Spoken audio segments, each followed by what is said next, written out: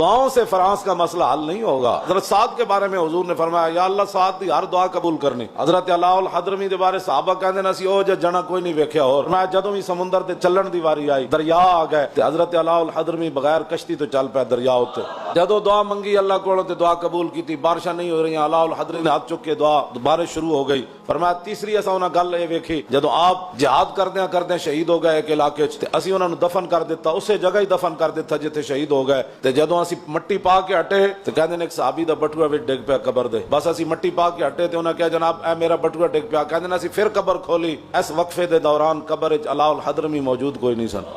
اور تو آیا نہ در تے کیوں بد نصیبا، ہونا تو وڈے تے مستجاب الدعوات کوئی نہ ہے نا، وہ بھی جنگاں کردیاں اسلام کی خاطر شہید ہو گئے۔ آج لوگ یہ چاہتے ہیں کہ صرف دعاؤں سے فرانس کا مسئلہ حل ہوگا، دعاؤں سے نہیں ہوگا، فرانس کے ساتھ اعلان جنگ کرنا پڑے گا۔ بزدلو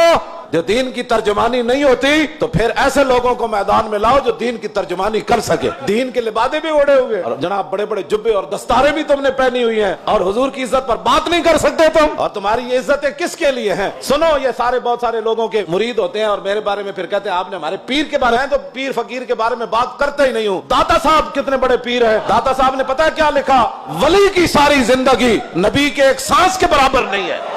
امام الانبیاء کے تو خلق سے اولیاء،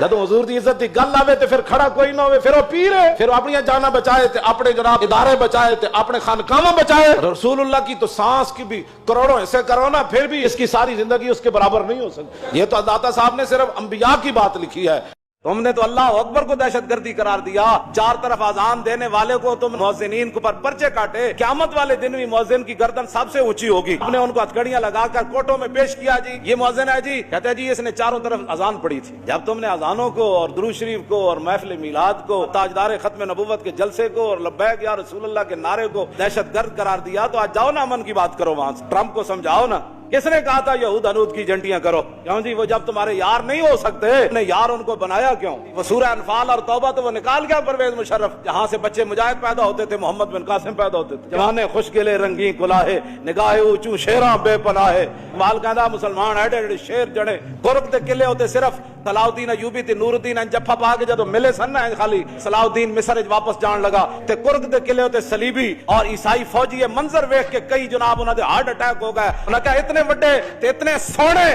تے اتنے جناب روب تے دبدبے والے مسلمان ہوندے۔